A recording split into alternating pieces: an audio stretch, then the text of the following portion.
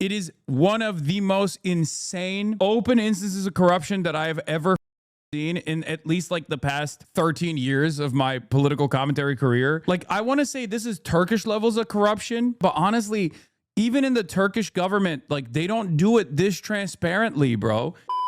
We're going to start off with Donald Trump reacting to the Supreme Court decision on tariffs. Obviously, that's the biggest story of the day.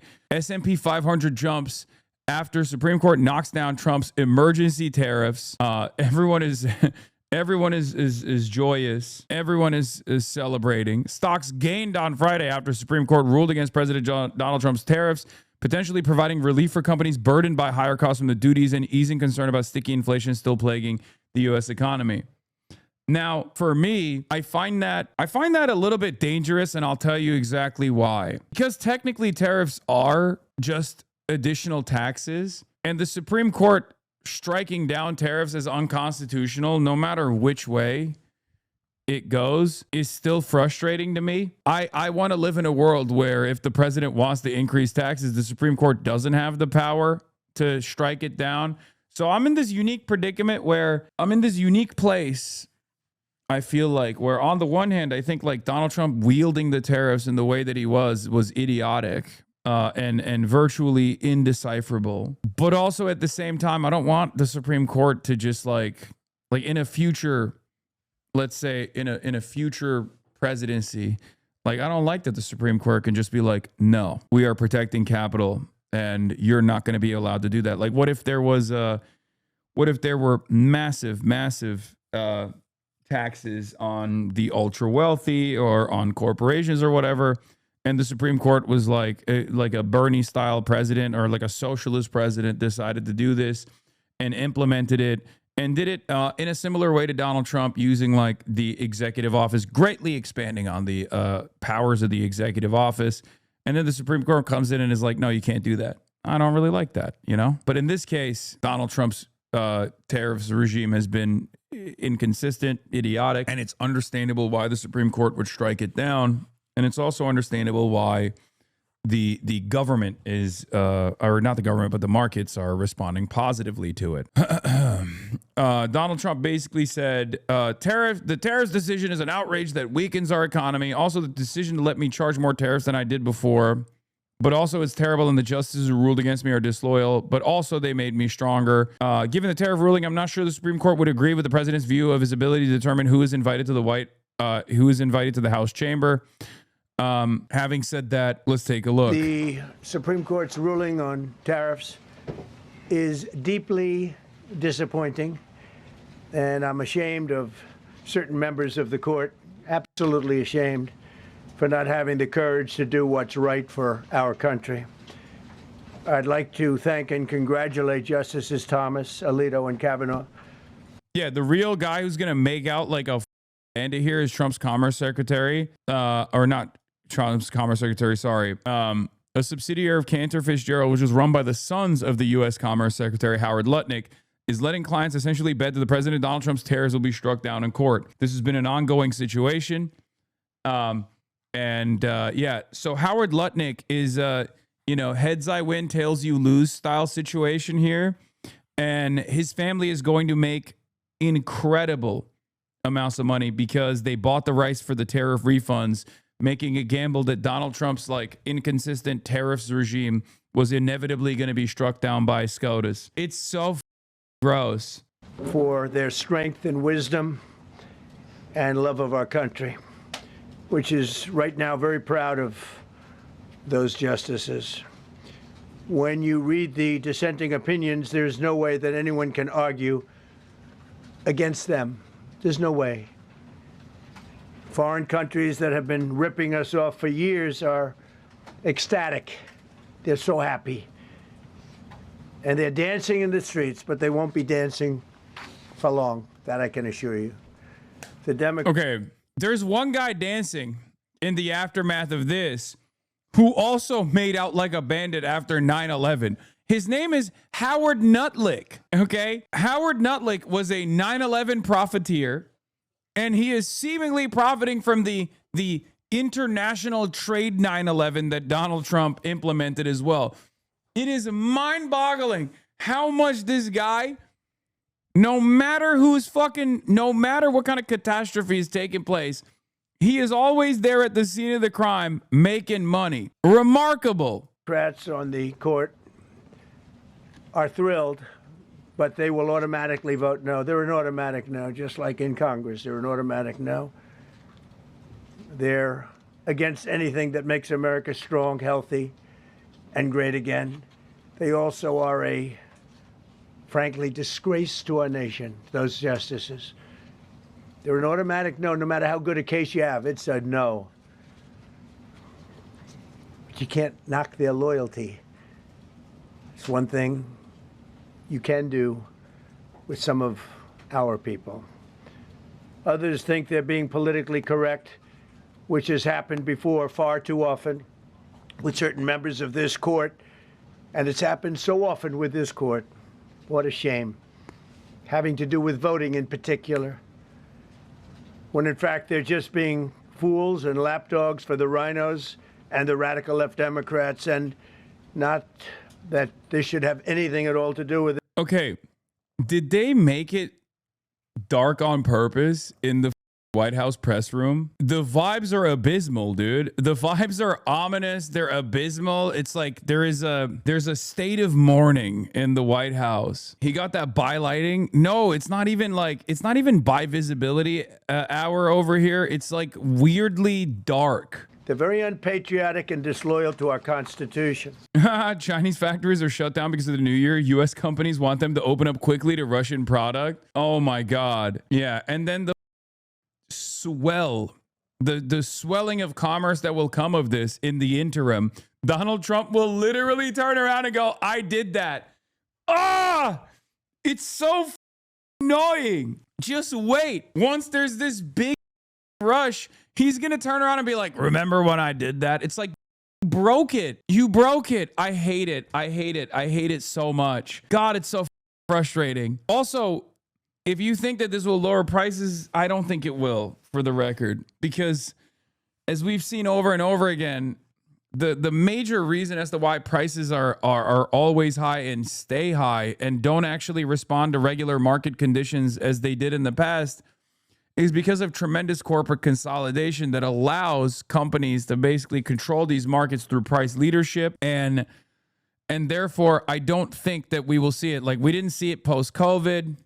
Is greedflation. I know people will say that's like pop economics. You're not real. What's his face? Paul Krugman was a big anti-greedflation advocate for the longest time. And then he also succumbed to greedflation and corporate consolidation as being a primary driver of inflation in this country. Later, he's woke now. We won one, we got one of those guys on our side finally. Give it more time. Maybe he'll be Paul Krugman is a dumbass about that issue. It literally makes sense once you look into it. No, Paul Krugman is like one of these guys that I'm explaining was a big like anti-greedflation guy. He was like, oh, corporate consolidation is not the major driver of inflation. You're crazy. And then a couple years after, even with the monetary policy trying to make sense of it all, it turned into even with monetary policy trying to make sense of it all, it turned into this situation where it turned into the situation where like it was undeniable that there were other factors at play. Sorry.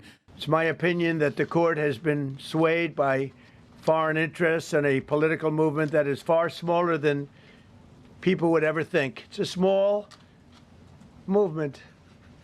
I won by millions of votes. We won in a landslide. With all the cheating that went on, there was a lot of it, but we still won in a landslide. Too big to rig. But these people are obnoxious, ignorant, and loud. They're very loud.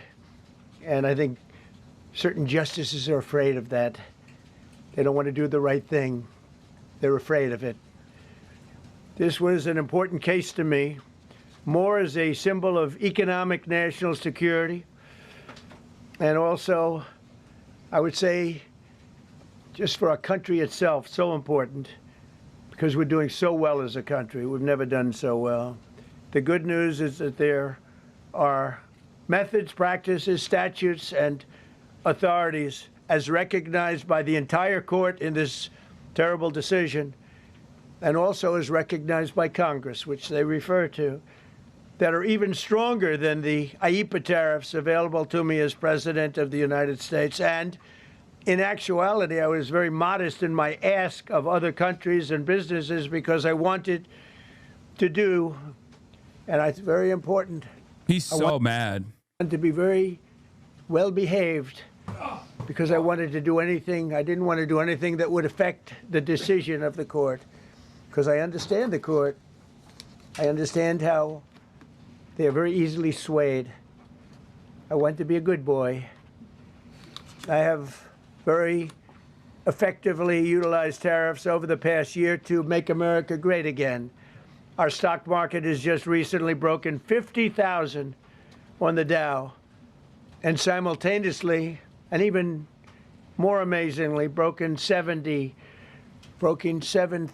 on the S&P, two numbers that everybody thought upon our landslide election victory could not be attained. Think of that. Nobody thought it was possible to do it within 4 years, and we did it in 1 year. They said, you'll never be able, you'll go back and you read the geniuses, read their statements, all of the Nobel Prize winners in economics. They said, no, you couldn't do it in 4 years. Well, we didn't do it in 4 years. We did it in 1 year. We broke every record in the book, and we're continuing to do so. Tariffs have likewise been used to end 5 of the 8 wars that I settled. I settled 8 wars, whether you like it or not, including India, Pakistan, big ones, nuclear, could have been nuclear. Prime Minister of Pakistan said yesterday at the great meeting that we had, the Peace Board, he said yesterday that President Trump could have saved 35 million lives by getting us to stop fighting. They were getting ready to do some bad things. But they've given us great national security, these tariffs have. And together with our strong borders, reduced fentanyl coming into our country by 30%. When I use them as a penalty against countries illegally sending this poison into our country to poison our youth. All of those tariffs remain. They all remain. I don't know if you know that or not. They all remain. We're still getting them, and we will after the decision. I guess there's nobody left to appeal to. But again, those 3 people, such respect. I've had a lot of respect for them anyway, but such great respect. But other alternatives. Yeah, they've done nothing, and I mean nothing, to actually use tariff authorities as a part of industrial policy to reshore critical industry and help rebuild manufacturing capacity. Instead, they've scrapped industry policy from the IRA and are using the chaos as leverage for personal favors and bribes. It is one of the most insane open instances of corruption that I have ever seen in at least like the past 13 years of my political commentary career. It is like, there's always been corruption. There's always been, backdoor dealings and people getting getting favorable deals if they're like close to the administration. This happened with the Obama administration, happened with the, Brandon administration, as well as Trump, and far before that as well. But this is like open plunder. And it's not even like, I want to say this is Turkish levels of corruption with like the Erdogan government. But honestly, even in the Turkish government, like they don't do it this transparently, bro. It's crazy. It's literally like a full-blown Turkification of the economy, but it's also being done in the United States of America and more flagrantly, like more honestly, more in a more vulgar manner. It's crazy. They're like basically saying we're okay. Like your taxes are just directly supposed to feed money into me and my friends' pockets. They're just saying it out loud, and everyone's like, "Hell yeah, Mr. President! Thank you for, thank you for draining the swamp." I guess I don't know. Amerika bizi kıskanıyor dedi ki inanmadınız. I don't know. It's so crazy. It's so crazy. Yeah, JD Vance also had a take. Today, the Supreme Court decided that Congress, despite giving the president the ability to regulate imports, didn't actually mean it. This is lawlessness from the court, plain and simple. And its only effect will be to make it harder for the president to protect American industries and supply chain resiliency. Is that what the American president was doing? Because I didn't see it. I certainly didn't see it. President Trump has a wide range of other tariff powers. He will use them to defend American workers and advance his administration's trade priorities. Yeah, basically, we're hell-bent on making you pay more for coffee, even though we don't and can't grow it domestically at scale. Like, there are certain goods, certain commodities that you just cannot have, right? You just can't. You can't do it. Like, coffee is one of them. It's just we don't have the capacity with our current ecological limitations, with our current climate limitations. We just simply cannot have enough coffee in this country. Okay, like we can't do it. So when you slam these tariffs on goods like that, you can't do anything. Like you just have to pay the additional premium, the entry fee.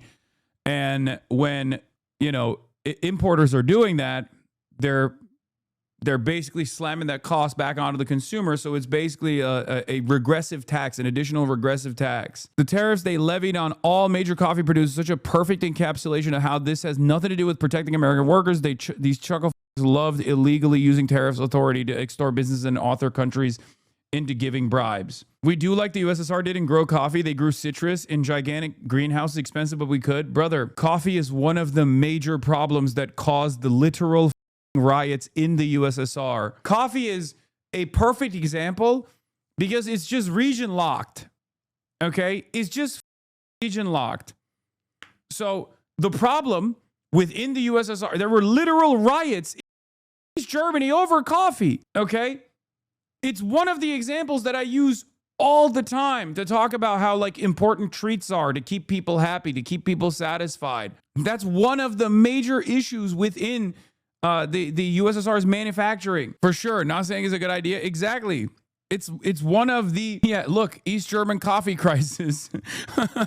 Like it's quite literally one of the major incidents that I use with regular frequency to describe the importance of making sure that you have like light industry, or to make sure that you have your like international trade design work to provide some of these commodities, some of these goods to the population so they don't lose their minds.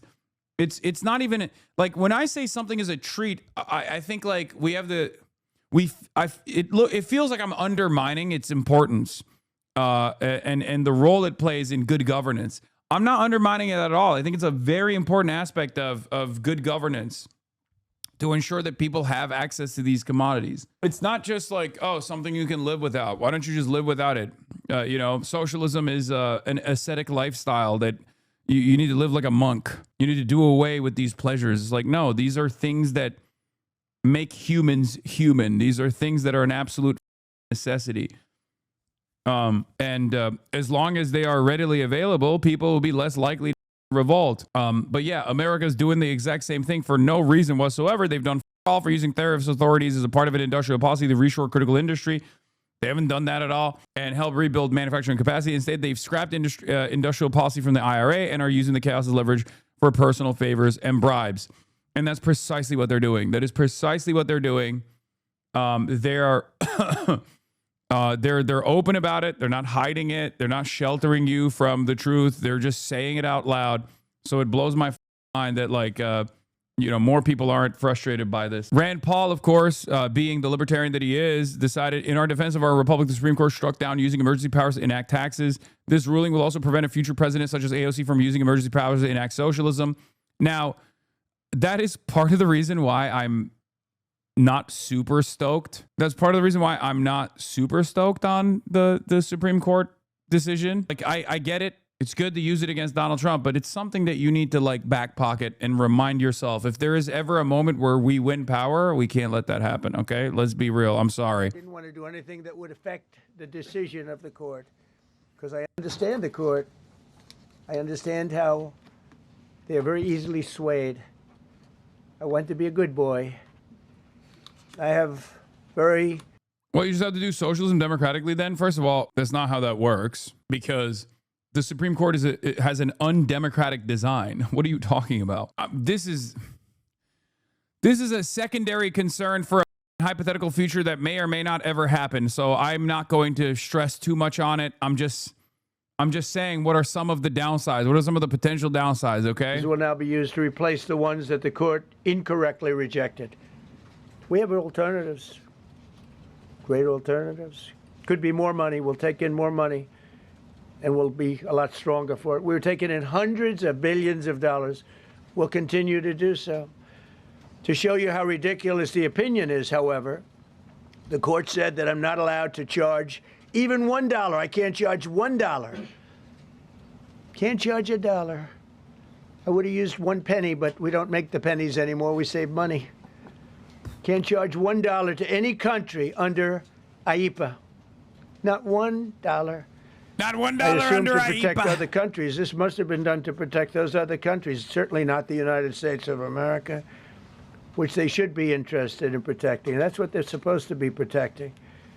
But I am allowed to cut off any and all trade or business with that same country. Like, presidents have broad tariff authority outside of IEPA. He's just been using IEPA as the primary tool to just like to engage in this like tariffs policy, the International Emergency Economic Powers Act, okay, which gives the president broad authority to regulate commerce and freeze assets during declared national emergencies. That's the reason why they declared fentanyl as a crisis, as a national emergency, right? So there are still plenty of tools in the tool belt to deploy here, and the president will do that if his team is invested in continuing this like tariffs warfare.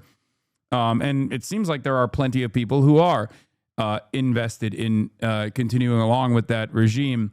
Do not give him ideas, chatter. Come on. There are plenty of intelligent people, plenty of competent people in Trump's team that are obviously giving him a range of different options as far as tariffs. Okay. And as a socialist, you also should understand the power of trade protectionism. For the record, the issue with Donald Trump's tariffs agenda was that there was no real discernible reason for why he was enacting these broad tariffs. He was basically dunking on the international trade design that they had designed prior to this. It's not like I am not fundamentally opposed to tariffs as a defensive posture to reshore industry, critical industry, to improve the standing of the American labor class, to bring back companies, to force back economic activity to the United States of America, and to, make sure that there are protections for labor in the process as well, that like all of these companies that are coming back and reshoring on U.S. borders are going to have unions. These are going to be union shops, union factories. They're going to be built with labor unions, union construction companies. Like, those are things that a left American president, a socialist, sounds funny to even say, that's not going to happen, but a socialist American president could do in a hypothetical future that is still very far away. I'm not even saying AOC would do this. I'm just saying this is a tool in the tool belt, industrial policy, and utilizing defensive tariffs as a mechanism to bring about a new wave of American manufacturing. These are things that we could do. These are things that maybe we should do. Okay.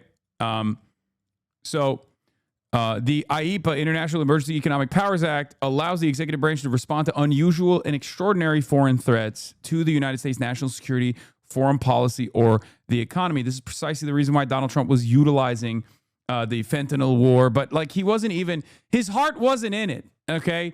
Half the time he was like, I'm doing these tariffs because of fentanyl. And then the other times he would be like, I just don't like you. Like, he would be like, what kind of trafficking was taking place on, like, I don't know, some random island nation? Like, oh yeah, Laos is a big, like, Laos is actually harming the American heartland with all the fentanyl that they're shipping from over there, Cambodia. Because then the other half of the argument was fixing trade deficits, which again is also stupid. How do you fix a trade deficit with Cambodia? How do you fix a trade deficit with Penguin Island? Like, who are you taxing? The penguins? What the are you saying? None of this makes sense. So obviously, it was expansive. It was crazy. It was unilateral. It was directly breaking the previous global trade design that we had set, that we were benefiting from greatly, or at least like that created this insane force of finance capital in the United States of America. And Donald Trump is trying to like move those puzzle pieces around a little bit, but because he's a stupid little baby, he's moving the puzzle pieces around by just slamming puzzle pieces into places where it doesn't fit. Okay? That's the best way I can describe it. It's reductive, but there is a goal behind it.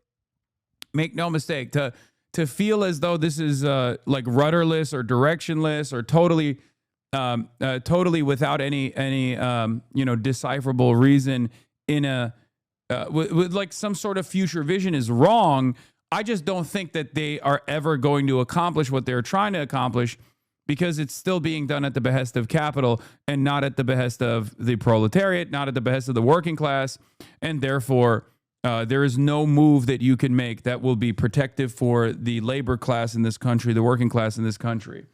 So all it ends up doing is move money around to some of your ordained writers that are your billionaires. Here we go, dude. All right, we're back. So if you think this is going to like ultimately change like a lot of the tariff rates in general, no, there are other statutes that give the president broad tariff authority.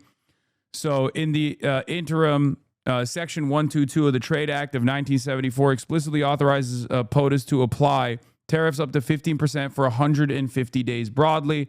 So that's one of the things that they have in the tool belt. Section 122 doesn't require any studies / other pre-process, but caps tariff rates and duration. Like I said, you can only do it up to 15%, and you can only do it up to 150 days. So like Trump still has some tools to keep up tariffs, right?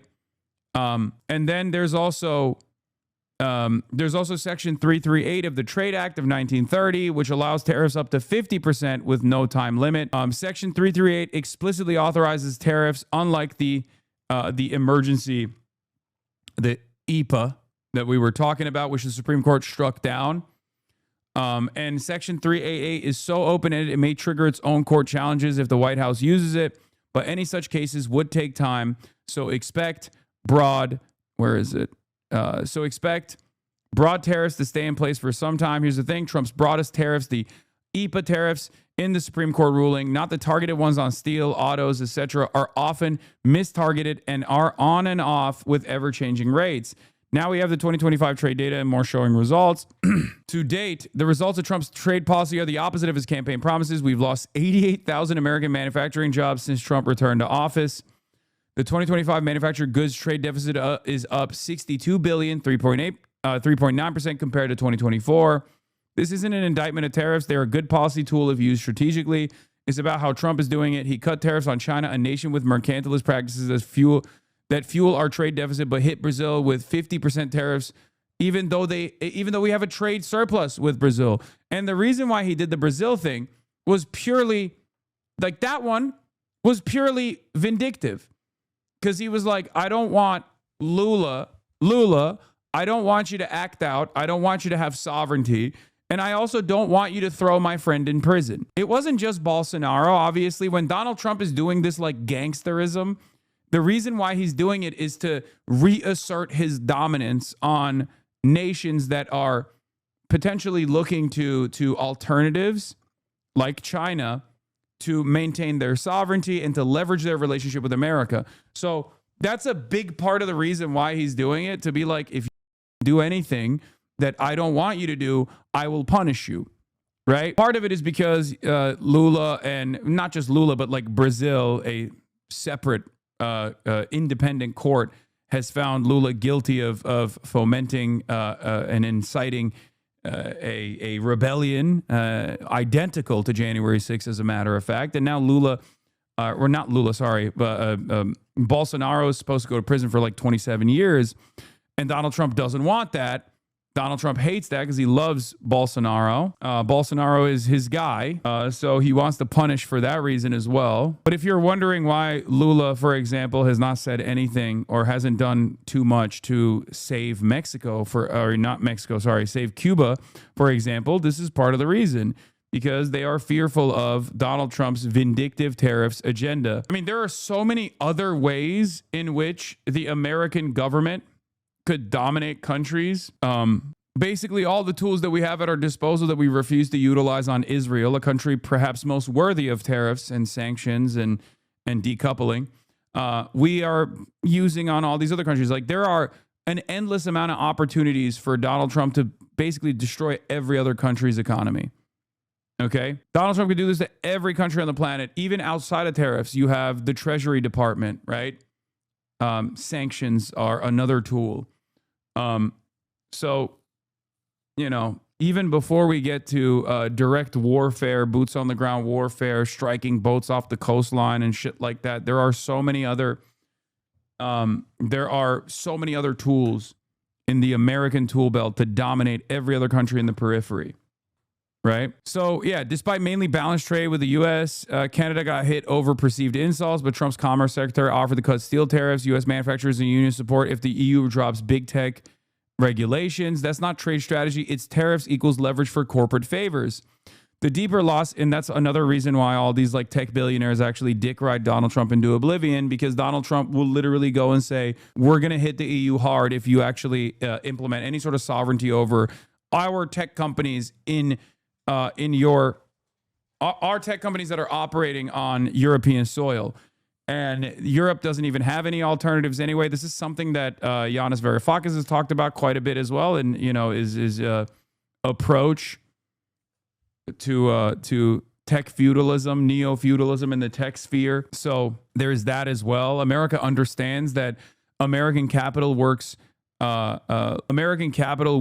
alongside American imperial dominance, because American imperial dominance is done at the behest of American capital, or international capital, if you want to call it that, because the ruling class nowadays is not so is not so stuck with the American nation. They don't really give a shit. They can move around, and they do. The deeper loss with today's Supreme Court ruling: EPA allows no tariffs. Trump's abuse of EPA has now foreclosed a tool used strategically and judiciously. Could have been genuinely useful for future presidents pursuing smart trade policy. The Supreme Court took away one tool from the tool belt. This doesn't mean that they took away all the tools. There's still plenty of tools that he can use and will continue to use. Okay? Lori Wallach has an update. As I predicted in my thread a few hours ago, in response to Supreme Court ruling this AM Trump's EPA tariffs, POTUS just announced he will issue 10% tariffs on all imports using Section 122 of the 1974 Trade Act. So that already happened. And there are other opportunities to dominate other countries as well, right? This is the United States of America. If we want to bully a country, we have a million different ways of doing so, okay? If we want to cripple a country's economy, we have less vulgar methods, less overt methods to do so. Trump is just using the vulgar methods because he likes it. He likes playing fast and loose. He likes showcasing his dominance. He likes putting people in their place, right? He likes to do that. He likes to hit the place button with other nations in the periphery. Like, oh, you want to do BRICS? You know? Oh, you want to prosecute a previous leader of the country that decided to foment rebellion? Place. Yeah. So that's what it is. But let's continue. In other words, I can destroy the trade. I can destroy the country. I'm even allowed to impose a foreign country destroying embargo. I can embargo. I can do. Oh, yeah. There is this other side of the story, too, though. Trump's Section 122 tariffs will expire in late August. It's going to be fun to see Republicans in Congress being asked to vote to extend tariffs that voters hate 2 months before Election Day. Yeah. So he's doing 10% global tariffs under Section 122. We're also initiating several Section 301 and other investigations to protect our country from unfair trading practices. And yeah, so when the deadline kicks in, because we remember I told you, like, you can do 10%, you can do up to 150 days. You know, when that time comes, it'll be right up in the ass cheeks of the midterms. So good luck to Republicans in Congress to extend this like largely unfavorable trade agenda. And while I personally understand the necessity for trade protectionism, even for a country You said up to 15%. I believe he can do it up to 15%. Maybe he's doing it 10% because he likes the number. Again, there is a grand design here. There is a conclusion that they want to arrive at, but they're not going to arrive at it. And also, the way Donald Trump operates is like he could just be like, I like 10 as a better number. Okay, I like 10 as a better number than 15. Or maybe he's thinking I can bring it up to 15% later down the line, so that if someone annoys me, I can say 15% for you instead of 10. I just added another 5%. So that's part of it. Because remember, we're talking about a guy who literally was like, I'm giving the American military $1,776. I'm making ICE agents train for 47 days. Like, he's behaving like a numerology geek, okay? Like, some of the stuff he does is symbolic. The actions are real. The impact is real. But the methods of arriving at these, the methods or the guiding principle behind why he's choosing certain things over maxing out on, like, what he could do with the tariffs could very easily be for, numerology purposes, just because he felt like it, Anything I want, but I can't charge $1. Because that's not what it says. And that's not the way it even reads. I can do anything I want to do to them, but I can't charge any money. Oh, as far as like who's getting a big payday out of this, I'm going to talk about it. His name is Howard Nutlick. You can see his shoulder right here. You can't see he's grinning. You can feel him grinning in the corner. You can't really see his face, but he's grinning ear to ear because he's making out like a bandit. His children are making out like a bandit today. So I'm allowed to destroy the country, but I can't charge them a little fee. Epstein's I could give them neighbor, Howard Butlick. 2-cent fee, but I cannot charge under any circumstances. I cannot charge them anything. Think of that. How ridiculous is that? I'm allowed to embargo them. I'm allowed to tell them you can't do business in the United States anymore. We want you out of here. But if I want to charge them $10, I can't do that.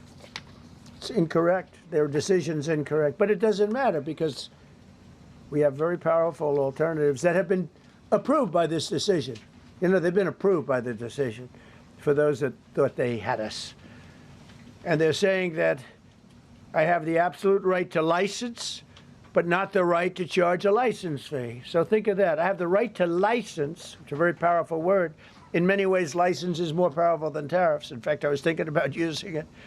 But they came up with the idea that I can license, just like the people that were opposing me told them to do, but not the right to charge a license fee. Think of that. Who ever heard of such a thing? What license has ever been issued without the right to charge a fee? You get a license, you charge a fee. It's automatic, but not with this court. But now the court has given me the unquestioned right to ban all sorts of things from coming into our country, to destroy foreign countries, but a much more powerful right than many people ever thought we even had, but not the right to charge a fee. How crazy is that? Our country is the hottest country anywhere in the world right now. And it was a dead country 1.5 years ago under an incompetent president. But now I'm going to go in a different direction, probably the direction that I should have gone the first time, but I read the language. I'm very good at reading language, and it read our way 100%. But now I'll go the way I could have gone originally, which is even stronger than our original choice. As Justice Kavanaugh, whose stock has gone so up, you have to see, I'm so proud of him, wrote in his dissent, although I firmly disagree with the court's holding today, the decision might not substantially constrain a president's ability to order tariffs going forward. So, think of that. The decision might not substantially constrain. And it doesn't, he's right. In fact, I can charge much more than I was charging. So I'm going to just start. Although I firmly disagree with the court's holding today, the decision might not substantially constrain a president's ability to order tariffs going forward.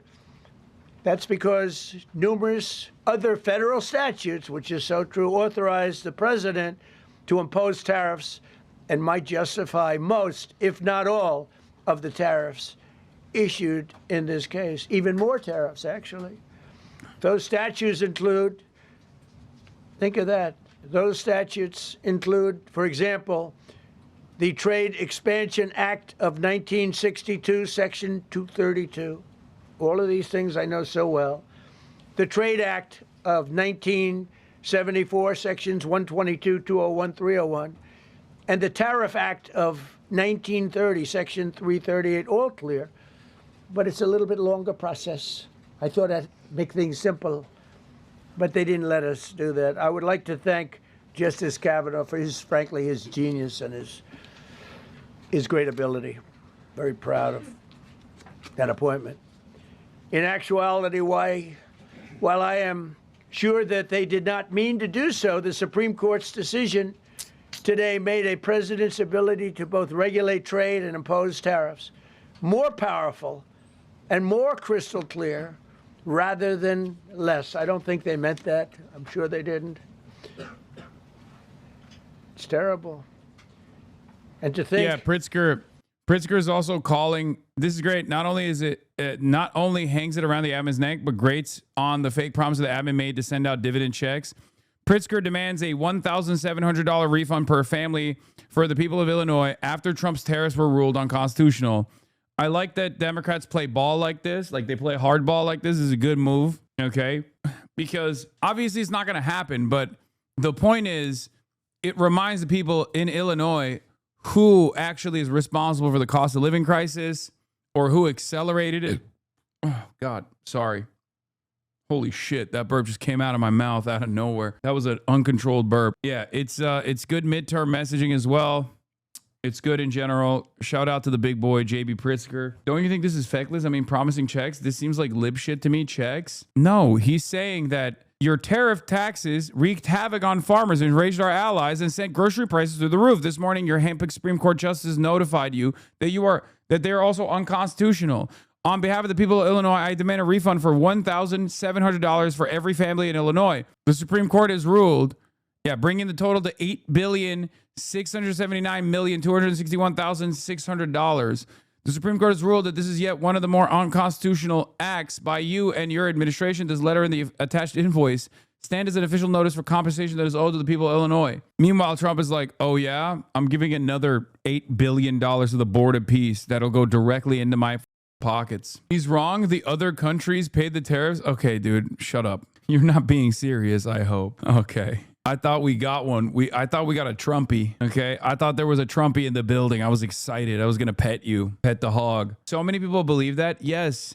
They also believe Jesus Christ, our Lord and Savior, is coming back on earth any day now. Okay. What do? 42% of Americans also believe in ghosts. Okay. It doesn't matter. You know, it is what it is. You just got to keep telling them what the truth is. Ay, ay, ay. That the Democrats who oppose this only because they want to go the opposite way. They'd like to pack the court. They want to put on 21 people. They want to pack the court, pack the Supreme Court. Maybe they should do it. Maybe they would be better off if they did it. They want to pack the court. They want to do anything to hurt our country. There will no longer be any doubt, and the income coming in and the protection of... I do love when he's sad, though. He gets, like, weepy. And he's like, man, I guess they don't like me no more. They want to pack it. They want to pack the courts. Like, it's funny to see him behave like this. Like, he doesn't even have the righteous indignation here. He's just, like, more restrained by design. He's just, like, upset, you know? Our companies and country will actually increase because of this decision. I don't think the court meant that, but it's the way it is. Look what you made me do. Look. Oh, did you want this to happen? Oh, you wanted only bad happen? I said nothing bad happen, only good happen. You want bad happen. Standing law and hundreds of victories. And even, as I was pointed out before, even thousands of victories over the years. To the contrary, the Supreme Court did not overrule tariffs. They merely overruled a particular use of IEEPA tariffs. And essentially, it's used to get a fee. I can do anything I want with IEEPA, anything. I just can't charge anybody for it. I can license, I just can't charge. Yeah, effectively rendering it useless. Okay, so you can still say you're doing tariffs, but there's $0. You're accruing $0 in fees. It's ridiculous, but it's okay because we have other ways, numerous other ways. The ability to block, embargo, restrict, license, or impose any other condition on a foreign country's ability to conduct trade with the United States under IEEPA has been fully confirmed by this decision. So now there's no doubt, because, you know, there were a lot of questions about tariffs because no president was smart enough to use them to protect our country from those countries. It's awesome. The Supreme Court has done a great disservice to me, the best president of all time, but they've also made me more powerful than before.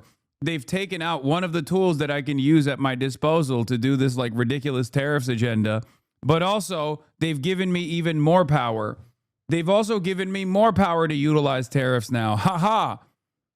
Okay, so why are you mad? Is there ever a moment where Donald Trump does something wrong? Is a good question to ask here. Has there ever been a moment where Donald Trump has been in the wrong? Whether it be tariffs, whether it be Epstein, whether it be, you know, starving Cuba, starving Iran. Nope. It's always right. I did everything right and they indicted me. That's always the case. And there's no punishments for it. So you might as well, if you can get away with just saying that you're, you know, heads you win or heads I win, tails you lose over and over again, you can just keep doing that. And that's what he's doing. And businesses that were ripping us off. You took a look at the deficits that we had with some of these countries. It was disgraceful what they got away with for many, many decades. But now we know, because this decision affirms all those things that some people weren't sure about.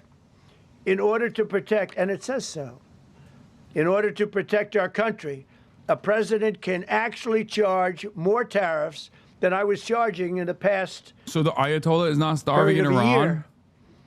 Under the various tariffs. The Iranian population is starving in Iran. Use other of the statutes, other of the tariff authorities, which have also been confirmed and are fully allowed.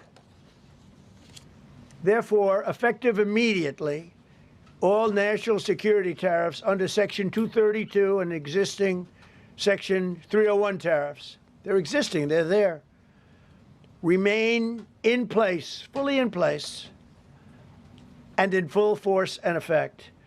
Today, I will sign an order to impose a 10% global tariff under Section... Yeah, they said I was driving and they took my license away, but they actually made it so I can drive more and drive quicker. No, they actually made me more powerful because now I'm taking the most powerful Uber rides, okay? 122, over and above our normal tariffs already being charged. And we're also initiating several Section 301 and other investigations to protect our country from unfair trading practices of other countries and companies. Thank you for your attention to this matter. And I say quite simply, which I've said for a long time, make America great again. And interestingly, we've already made it great. So I don't... Yeah, America's so great and it's getting even better. And it's bad, actually, but the only reason why it's bad is because Joe Biden made it bad. And I'm saving it, but also the Supreme Court is now also Joe Biden. I have to use that, but I don't think we'll ever give up on MAGA. MAGA is always going to be with us. If you have a few questions, you can let us know. But just to end, so we're going forward. We will be able to take in more money, and there'll no longer be doubt, because there was always doubt. I know the people that brought the lawsuit, and, you know, they're sleazebags, major sleazebags, but I know them. What do you think about the reactions to your Adam Mockler convo? I haven't seen it. So I don't know. I don't know what the reaction is. I don't need to see it, though, because I suspect that liberals' takeaway from that will be Adam mogged him. The DGG drones will probably be like, Adam destroyed him. Or I think they're mad. They were like complaining about how long I talked throughout the process. And then those to the left of me are or like leftists. Leftists will say, "Oh, you didn't destroy him in the marketplace of ideas. You conceded too much." And it's like, I didn't concede at all. Those are my positions. Like, those are my positions. Yes, harm reduction in theory is correct. It's something that I've said for years, and it will be something that I keep repeating over and over again.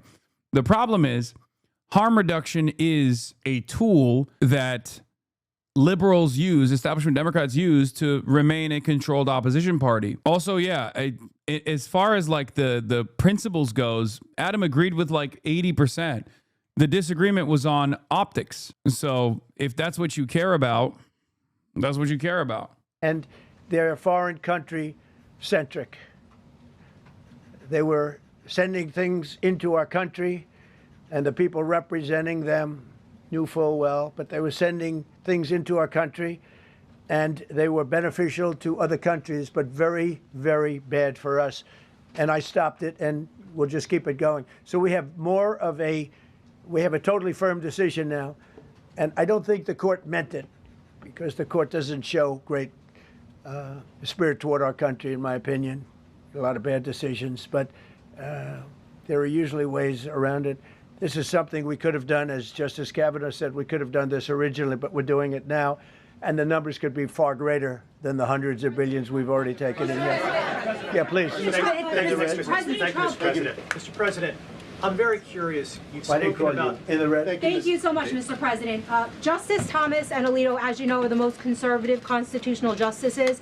Do you think that you'll get to appoint 2 more justices later this term with similar ideologies? And what type of vetting process will they go through to ensure the uphold? I don't know. By the way, speaking of Cuba, before we end it here on the Cuba Talks, Stop the Siege on Cuba campaign launch is going to happen on February 22nd, this weekend in 2 days at 8 p.m. Eastern, 5 p.m. Pacific, hosted by Brendan James of Noah Colwyn of the Blowback Podcast. So if you are wondering how you can actually play a role here, you can participate that way as well. It's sponsored by DSA IC America's subcommittee, and the byline is the Trump administration has opened a new front in its decades-long assault on Cuba, cutting off the island's access to oil, choking its energy grid, and accelerating a humanitarian crisis for 10 million people. This is a deliberate act of economic warfare. It's a siege. Join us for the national launch of Stop the Siege, a new DSA campaign to fight its escalation, send material aid, build a powerful legislative push, and change the narrative around Cuba in the United States. We'll be joined by special guests Noah Colwyn and Brendan James of the Blowback Podcast. This is also why it's important. Like, this is not me glazing our boys here or myself here, but like, you never hear this fucking perspective. You never hear this perspective in CNN. You don't hear this perspective in mainstream news at all. All you hear is Navarro talking about how the Contras were awesome and how Cuba deserves less. Okay, so I'm glad that there is independent news out there. I'm glad that independent news exists out there who actually does offer this perspective. Now, obviously, our reach is limited in the grand scheme of things.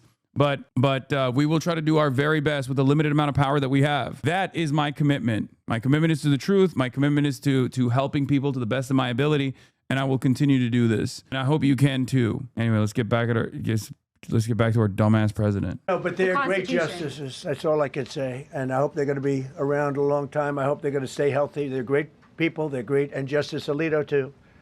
To add to the group, these are great men. Right. They're with a great love of our country and a great understanding of the law. Mr. President, are you going to ask Congress to take additional action on tariffs now? No, I don't need to. It's already been approved. I mean, I would ask Congress and probably get it. When people look at the real numbers, no shot. And you look at hundreds of billions of dollars that have come into our country. Yesterday, I was at a steel plant, as you know, and I went to great place, great plant, great, wonderful people. And they were telling me, I said to them, you were there, a lot of the press in this room. Of course, I don't think this plane's big enough to take the press in this room, but a lot of the press right here. We were in Georgia. And I said to the owner, I made a speech at a factory. They make steel products. And I said, how are you? Nice to meet you. How's business? President, I'd love to kiss you. This is a very powerful man. I don't want to be kissed by that man, but a very powerful, strong man. He's been in the steel business for many years. His father started it. And he said, "Sir, I want to kiss you." I said, "Why?" He said, "Because we were down to working 1 hour a week, and then you came in and imposed tariffs, and all of that foreign junk that they were dropping into our country stopped. And we're now going to double shifts, 7 days a week, and we may be very soon going to 24 hours around the clock, almost 7 days a week." He said, "Sir, I want to kiss you so badly." And I said, "No, thank you." But you know what? He just, and just to finalize it, he said, "Oh, this is a great place in Georgia." He said, "All up and down the highway, same exact answer, sir. We're all going out of business. We're going to go bankrupt. We're all going out of business. And now every one of us are thriving, and we're hiring people like we haven't," he said, "like I've never," and he's been in business for, I think, 45 years, "like we've never hired before." That's because of tariffs. And we're going to keep it going the same way. And you're going to start to see the results in a year from now when all those factories start that are under construction right now. You see all the construction numbers are so good. Those construction workers are building factories that are going to be open, including not only AI, which is big, but car plants coming in from Canada, who ripped us off for 30% of our market. Mexico ripped us off for a big portion. Over the years, they've taken our market. They've taken our cars. They manufacture them in Japan, Germany, and all over the place because nobody's standing in this position. The position I have as President of the United States had the insight, the courage, well, I don't know what it is, to charge tariffs. You can make your product outside. You can put our people out of business. You can put everybody on the unemployment rolls. But if you're going to make a car in some other country, you're going to pay a 15, 20, 30% tariff. And those things would have never happened. We wouldn't have lost our business. Same thing with, as an example, Taiwan. Taiwan came in. They stole our chip business. They make chips. For 30 years longer, they made chip. And they put our companies. Intel would be now the largest company. I saved Intel. I literally saved it at the beginning of this administration. And now all those companies in Taiwan are building factories in Arizona, Texas, and various other places because they don't want to pay tariffs. They're all pouring into the United States. But just like that great patriot said yesterday, "Sir, what you've done, nobody thought was possible." And Steve Moore, a highly respected economist, came into my office yesterday. He said, "You've done something nobody's ever done." 22 Nobel Prize winners in economics said we would right now be in a recession. And you said, "No, we're going to have a booming country. We're going to have a booming country." You were right. All 22 were wrong, and you were right. This country is booming, and it's booming because of the election on November 5th, and it's booming for another reason. It's booming because of tariffs. Yeah, please, go ahead. What was said ahead of this decision that if the Supreme Court please, ruled... go ahead. Thank you, Mr. President. What will you say to foreign nations who seek to renegotiate their deals? And what did you mean a moment ago when you said that the Supreme Court has been swayed by foreign interests? Well, I think that foreign interests are represented by people that I believe have undue influence. They have a lot of influence over the Supreme Court, whether it's through fear or respect or friendships, I don't know. But I know some of the people that were involved on the other side, and I don't like them. I think they're real slime balls.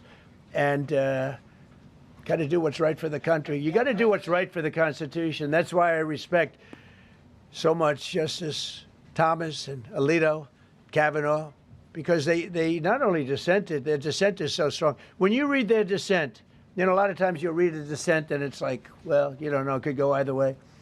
There's no other way. The good news is, it's like Justice Kavanaugh said, very strongly said, you have other ways you can go. You don't have to go that way. You can go other way. There are numerous other ways you can go. And frankly, this should have been done by presidents many years ago. They allowed our country to be eaten alive. We lost 50% of our car business. We used to make cars. We made all the cars. And then Mexico came, Canada came, and Japan and Germany. But they're all coming back now. Just remember, Donald Trump did NAFTA too, for the record. After running on an anti-NAFTA position, he literally did NAFTA too when that was like one of his first trade deals that he put together. So whenever he talks about that shit, it's like, just know that it's bullshit. Like, he understands. It's even more up because he understands the economic devastation that has been brought about due to NAFTA at the behest of capital, and is still very much a servant of capital first and foremost. He will always do the bidding of wealthy people. They're all coming back at record levels. No, you please. I'm not talking to you. I don't talk to CNN. It's fake news.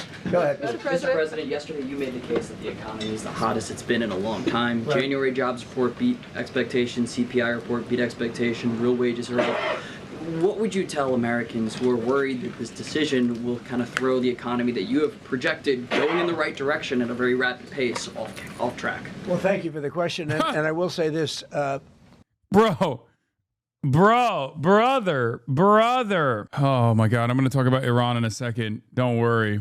We really are at a very important point. I've been waiting for this decision so long. They could have made this decision a long time ago.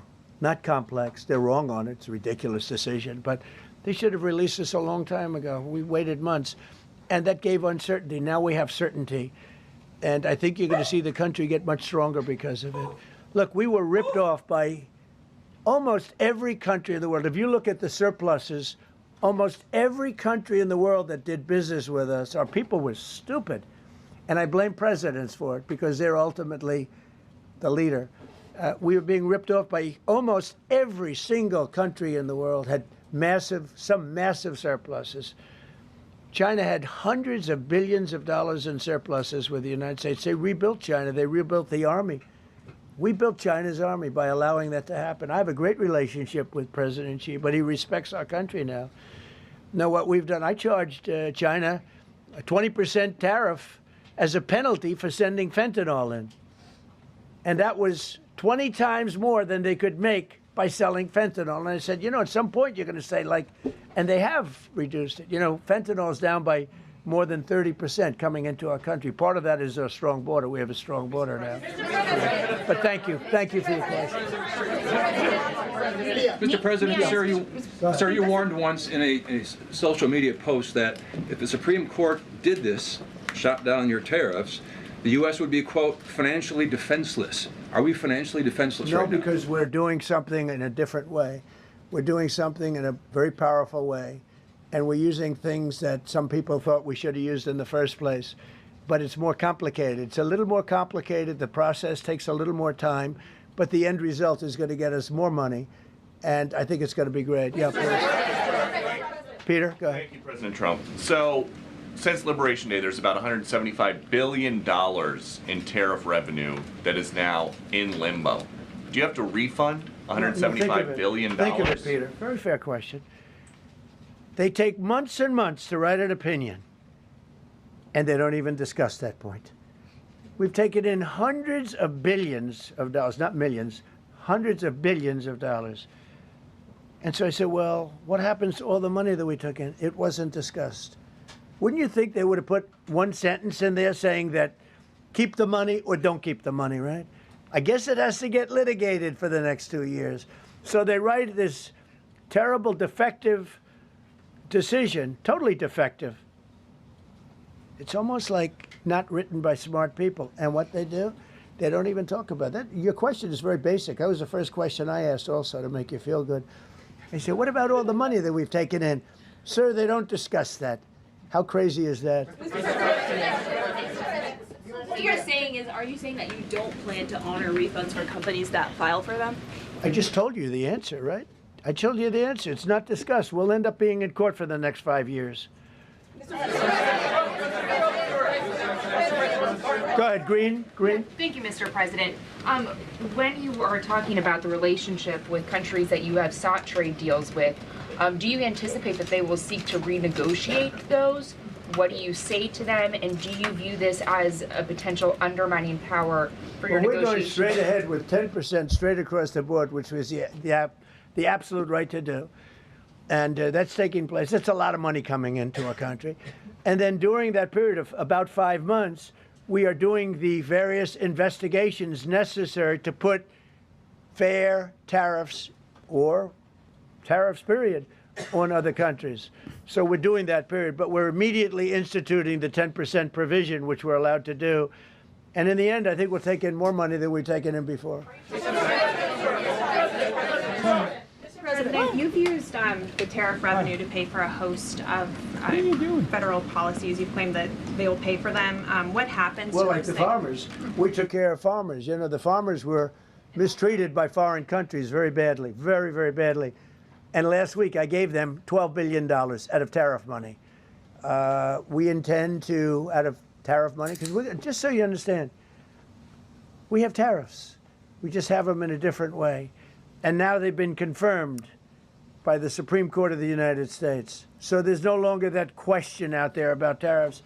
And we'll be taking in hundreds of billions of dollars. When he says he's taking care of the farmers, he means the Argentinian farmers, okay? That's who actually won big. When China was like, okay, we'll just get our soybean from Argentina instead. You. Big W. And then Trump was like, well, I would reward you even further. Here is $40 billion. Here is $40 billion. I want to give it to you. I want to give it to you so bad. Javier Milei, this guy, he's so handsome. I'd kiss him. I'd kiss him in the mouth. But I won't do it. You'll call me gay. No homo. I'll kiss him right in the mouth.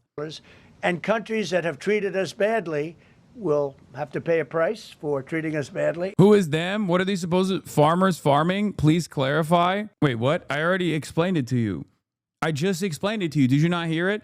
When Donald Trump implemented a tariffs war with China, China said, bet we're no longer getting soybeans from the American agricultural soybean producers, which China was purchasing soybeans from, and said, we'll just purchase them from Argentina. So then they turned around and purchased the soybeans from the Argentinian farmers. Good. Soy is gay? Yes. Go tell that to the American heartland, chatter. Take it up with them. They were making China gay with our American soybeans. In an effort to fight against China, we were making China gay with our soy. But now it's Argentinian soy that's making China gay instead of our soy. You can thank Donald Trump for that. And countries that have been good to us will be treated very well. We just left the top person in a place called Vietnam, just left my office. Great gentleman, strong and smart. He said, you know, I think this means you're allowed to charge us more tariffs than before. And Canada said to Jameson, I might want to say it, Jameson, but Canada said, I hope you win this decision, because if you don't win, you'll actually be allowed to charge us, with a little additional work, higher tariffs. Jameson, you want to comment on that? Yes, sir. So to the president's point, we have a lot of tools out there. We have Section 122, which will be implemented today. It will be signed today and implemented very shortly. We have Section 301 investigations, which are incredibly legally durable, where we can investigate and address unfair trading practices that have led to our huge trade deficit. And so you can look forward in the coming days and weeks to seeing all of that come out. Yeah, so unfair. What Laos has done to us is so unfair. When I think about unfair trade practices, immediately my mind rushes and reaches out to Cambodia, a nation state that has for far too long taken advantage of the unfair trade practices between us and them. I think about France. I think about European countries that refuse to purchase our F-450 pickup trucks. Will we make different cars for the European market that are smaller? Sure, sometimes we do that. Okay? But I think we need them to purchase, not selfishly, our chlorinated chicken and our F-450 pickup trucks, and we need them to say we love it. Yeah, Laos, a country in which cybercrime is over 70% of the GDP. They're taking so much advantage of us. What we need to do is starve them. Okay? What we need to do is right this wrong. They need to purchase with all of the revenue that they get from the cybercrime They need to start purchasing American F-150s right now, a fleet of trucks. We're going to keep continuity in the program. Also, Brazil, although there's a trade surplus from Brazil, they can still off. Why? Because I felt like it, okay? I don't like that they're the B in BRICS. So guess what? Brazil, you can get one too. Also unfair. Unfair in a different direction, okay? Unfair in the opposite direction. I've decided you can also get one too. You notice how stupid this like universal tariffs agenda is when you break it down, even with the logical reasons that they are presenting. If you say it's trade surplus, there's a ton of countries that just cannot make up for that, okay? It's just never going to happen. That's not how anything works, okay? If you say it's a trade surplus related problem, then why are you tariffing Brazil? That doesn't make sense either. If you say it's fentanyl trafficking, well, that's not an appropriate tool to deal with fentanyl trafficking at all. So I don't even know what that purpose would look like, what purpose that would serve. Like, what are these other countries supposed to do? Also, where is the fentanyl coming from? It's coming from China, and in some instances coming from Mexico as well, like the chemical compounds, but they're not even coming through the border in the way that Donald Trump has presented it. And if it was actually coming from border crossings, then Mexico has been very compliant with offering additional safeguards to ensure that people actually don't come to the United States of America. They actually do not come. Do not come. They remain in Mexico, right? So that doesn't make any sense either. None of it makes sense. And it's ironic because the other reason as to why this like trade protectionism is taking place, trade protectionism only makes sense if you have a domestic industry that is competitive, that can make up for the additional demand. We don't really have that for many of these things that we're offering trade protectionism to, such as coffee, which simply is not made in the United States. Like you can't just make coffee. You can't just like grow coffee like that. Okay. We just don't have the climate for it. Okay. And plenty of other goods as well, cocoa, coffee, things like that. But on top of that, there is no domestic industrial output that we are heavily investing in right now. And neither are foreign companies. They're not doing that either. He just says they keep giving us assurances over and over again that they're going to give us tens of trillions of dollars and that's it. We're going to keep addressing this so that the deficit can keep going down. That's the trend it has, and we can make America great again. No. Several of Republicans in Congress have supported this decision by the Supreme Court, and Hakeem Jeffries, the Democratic leader, has called you a wannabe king. Why wouldn't him a low IQ? But why wouldn't he doesn't even know? And I watched him the other day interview. The guy doesn't even know what a tariff is. But there's been bipartisan criticism. No, not bipartisan. Of the tariffs. Excuse me. There's several Republicans people have said that. Yeah, But a why few people. wouldn't you just work with Congress to come up with a plan? I don't have to push tariffs. I have through? the right to do tariffs, and I've always had the right to do tariffs, and it's all been approved by Congress. So there's no reason to do it. All we're doing is we're going through a little bit more complicated process. Not complicated very much, but a little more complicated than what we had. We'll be able to take in tariffs, more tariffs. And the Congress people and the Congress, the Canadian tariffs last week. Yeah, There's been votes in the Senate against it. Yeah, because we lost 2 Republicans or 3 Republicans because they're not good Republicans. What you don't say, you don't say that we got 215 votes. You need 218 for something to pass. Yeah, sure we do. We might have lost 3 votes, and we got. And what was the score on the Republican side? 215 to 3, right? But you don't say that. We have great unity. There's great unity in the Republican Party, and I hope everyone's going to vote Republican, because otherwise you won't have a country left, because these people have been destroying. They are destroying our country.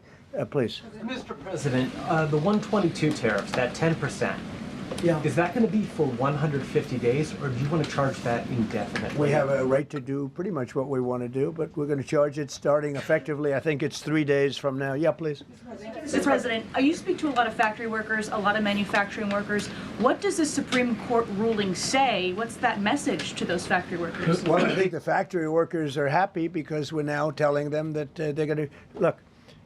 The man I met with yesterday, who owned a factory, was out of business. He was out of business. And now he's employing 5 times. In fact, I walked in, he's got a brand new crane. I said, how old is that crane? We got it in December. He's allowed to write it off in 1 minute. The Great Big Beautiful Act gave no tax on tips, no tax on Social Security, no tax on overtime.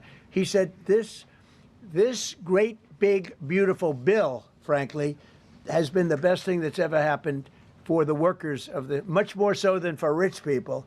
The only thing it does for rich people, it allows them to hire a lot more people. But when I saw him, and then he said, it's all up and down the line. This is a place in Georgia, all up and down, other factories doing different, not only steel products, different. He said, every one of us was out of business. We could barely make it. Some of them were down to less than an hour a week. Think of it, 1 hour a week to make just a few little trinkets or whatever they make. Now they're going round the clock. I had it a month ago. I went to Michigan, went to Ford, and I met with Bill Ford, the head of Ford, and we were in one of the biggest plants, an original plant from the early 1900s, where, by the way, I might add this, it's not really relevant, but it's all relevant. Murders are down the lowest since 1900, around the time that he had this plant. That's 125 years. We have the lowest murder rate. Okay. And our crime is way down in the country. The factories that we're talking about, the people that we're talking about, they are so thrilled with Trump. So whether we charge IEEPA tariffs or whether we charge tariffs under a different section, that's what factories were so on board when he visited the Ford facility. The UAW rank and file was calling him a file protector. we're going to be doing. There's no way we can ever. This is what happened to our country. This is why we owe $38 trillion, which we'll get rid of in pretty good course. We have a very incompetent Fed chairman who likes high interest rates. For political reasons, he likes them. But we're going to have somebody very good. Interest rates should come down very substantially. I think we should pay the lowest interest rates on the planet. There should be no country, and we don't do that. We're number 38. This is just bad policy for a long period of time. But what's happened is we've made America strong again. We've made America great again. We should pay. As an example, the country of Switzerland, we were getting almost no tariffs from them. We had a $40 billion deficit. And the prime minister called me up. She said, but we are a small country, because I said we're going to raise it to 39% from nothing. That would have rendered them not very successful, as opposed to right now they're considered elite. But if we put a tariff, they would. And I realized then, she said, but sir, we are a small country. I said, you're a small country with a big deficit. For us, you're making a lot of money off the United States. If we do that, a lot of these elite countries, they're elite because we let them make so much money. And I want them to do well, but I don't want them to do well. There's only one group, even within the capitalist class, there's only one group that is made out like bandits in this new trade design, okay? Before Donald Trump came in and decided to like switch it around a little bit. And that is finance capital, okay? If you're a real estate guy and you're mad about it, or your buddies are frustrated with the way things have gone, why are you writing finance capital? Why don't you actually call them out? Why don't you? And why are you also giving them additional rewards right now? I mean, Howard Lutnick is standing right next to him. Howard Lutnick is literally standing a couple feet away from him, smiling from ear to ear. He's like, yeah, it's great. It's great. It's been great, Mr. President. You're doing great. You're doing fantastic for me. And obviously, Big C Capital is already across the board made out like bandits, because they've just moved into the world of finance capital. That's it. That's why every major company, every major industry in this country is now a bank. Okay. We don't build things. We don't make things anymore. It's just pure speculation, stock buybacks, and financial engineering. That's all it is. Every company is a bank. Starbucks is a bank. Apple is a bank. Boeing is a bank. And that's what I mean when I say finance capital. And then we just get mad. We're like, why don't we build shit anymore? I don't know, dumbass. Maybe because Your solution to the problem of debankifying all of the big titans of industry is making them behave more like banks. This is what happens when you're rudderless, when you are a servant of capital that simply does not want to change the system at all. He just wants to have the appearance of moving and shaking on the backs of the American taxpayer. So I appreciate your question. I think it's reasonable. President Trump, you said that you were disappointed with that, but were you surprised with this decision? Why are you stuck in this loop? You already know. Move your chat further. Jesus Christ. What? What you felt when you... I was surprised. Sorry, hold on. Let me hit the Revolution Now button. I'm gay and Lebanese. Sorry, that's the wrong button. Hold on. I got the right one. The Revolution Now button. I hate white people. I hate white people. Okay, it's not happening. Maybe this one? Blammo. It's time. Blammo. Communism Now. Blammo. Because I thought that what we did was, number one, according to, I mean, I read the paragraphs. I read very well. Great comprehension. I read everything there is to read, and I said, we can't lose this case. But we can when judges are political, when they want to be politically correct, when they're catering to a group of people in D.C. Maybe. I don't know what it is, because when you read it, there's no other interpretation. There is no other interpretation. But it's okay, because what has come out, and I'll say it for the third time and maybe the last time in a while, is that we've taken the uncertainty of tariffs out, because we had uncertainty.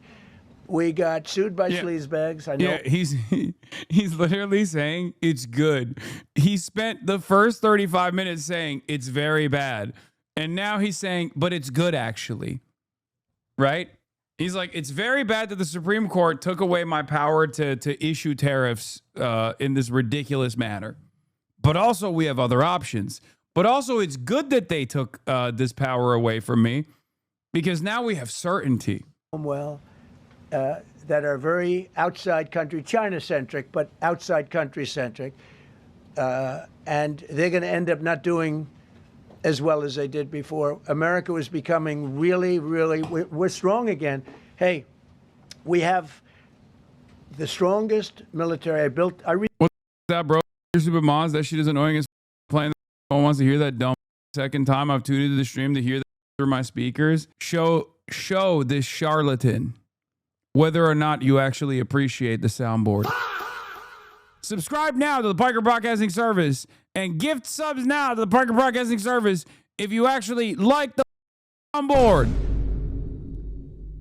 Now, the reason why look, there you go. There you have it. Say to it, Ron. I think the people want this. Okay, hold on. I think, where the is it? I keep losing. I have so many buttons on this bad boy. It's crazy. Okay. First of all, congratulations.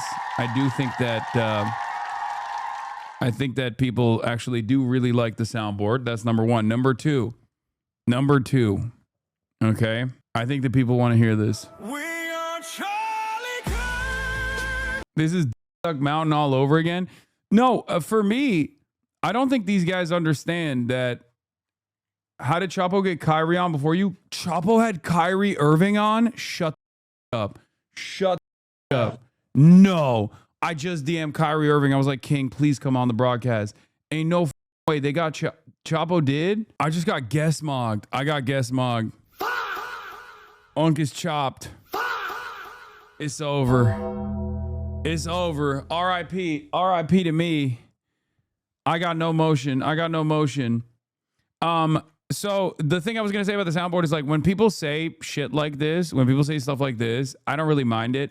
You know, it might not be for you, but from my perspective, the reason why I like the soundboard is whenever someone says something like annoying, I can just like Jester Max my way out of it. Wait, full Chapo interview with Pablo Torre? Ain't no way, bro. Kyrie Irving hates me. I swear to God, He must. Bro, he's on the platform that I'm on. For years, I've been trying to get him on. For a year, I'm texting Pablo. I will do unspeakable things. You haven't covered the flat earth. Okay, shut up. Don't even bring that up. Kyrie Irving said, I hate the soundboard. I was a sub. I canceled. Is it because I'm gay and Lebanese. is that what it is? He heard you bought all his shoes, bro. I did. I bought all of his shoes. Bro's 43 and uses a soundboard. I think y'all are haters. Y'all are hating ass, bro. Chill. You need more ball talk clips. No, Kyrie and I are not going to talk about ball. Let's be real. Why is the fucking light so crazy in the middle of the day? I don't understand. I know enough ball. I know enough ball to know that ball is life. He built the military in the first term. We have the most powerful military. We make the best equipment. And even them, you know, we could do much better. We have people that get paid a lot of money to manufacture Patriot missiles and javelins and all the different things. But when you want them, they're too slow. And we put them on notice, and they're going to make. Our country is building a lot of things right now, and our country is doing really well, and we're going to keep it that way. The bottom line is that the word certainty is now in the equation. Every single thing I said today is guaranteed certainty. It's been tested, as Jameson said 1,000 times. Literally, I said hundreds of times. He said, sir, actually thousands of times, and won in all of the courts. And we're just going back to that. She's roast chicken. The problem is that we had other presidents that weren't into trade. Maybe they weren't business oriented. Maybe they weren't smart. We had some dummies too, you know. I respectfully say we had some real dummies. So we are going to keep it going just as before, probably more so. But you're no longer going to be asked. Every time I got up, you'd ask, well, what happens if you can't charge tariffs? Now we can. And by the way, in their decision, they specifically said we can do these. We have alternatives. Yeah. David, on the trade deals that were negotiated. Maybe if Kyrie knew you had a Black Hebrew Israelite mod, he'd come on. Yeah, that's true. I'm going to tell him that. Using IEEPA tariffs. Yeah. Do those stand now, or are they have to be redone? Well, some of them stand. Many of them stand. Some of them won't, and they'll be replaced with the other tariffs. Mr. President, on the Supreme Court justices who ruled against this the policy, striking it down, are they still invited to your State of the Union next week? And will you speak with them? They are invited, barely. Barely. 3 are happily invited. No, they're barely invited. Honestly, I couldn't care less if they come. Okay. Thank you, Mr. President. Go ahead. Thank you, Mr. President. On the trade deal, which is the framework, which is to be signed with India sometime soon, will that stand now? And on the decision, nothing changes. No, nothing changes. They'll be paying tariffs, and we will not be paying tariffs. Our deal with India is they pay tariffs. This is a reversal from what it used to be, as you know. India, I think Prime Minister Modi is a great gentleman, a great man, actually, but he was much smarter than the people that he was against in terms of the United States. He was ripping us off in India. So we made a deal with India, and it's a fair deal now, and we are not paying tariffs to them, and they are paying tariffs. We did a little flip. Are up as of now for this. Mr. President. No, the India deal is on here. Mr. President. Thank you so much, Mr. President. All the deals are on it. We're just going to do it a different way. Mr. President. Thank you so much, Mr. President. I think there is another war that you stopped and you should take the credit, which is in Syria. Secretary Rubio, after his meeting in Munich with the Syrian Foreign Minister and the Kurdish General Muslim Abdi, he said that President Trump was directly involved in efforts to stop the fighting between the Kurds and the Syrians. How will your administration make sure that this peace is sustained? And do you support the idea? Well, it's a very different topic. Anyway, here's one more aspect of the Howard Butnick situation. So Howard Butnick has a scheme in play here. I think it's I have the article here somewhere, but basically, the way that they designed the tariff situation is that that Howard Lutnick's sons, who are still a part of Cantor Fitzgerald, okay, who run Cantor Fitzgerald, they've been buying up the rights to tariffs refunds from U.S. importers at pennies on the dollar, right?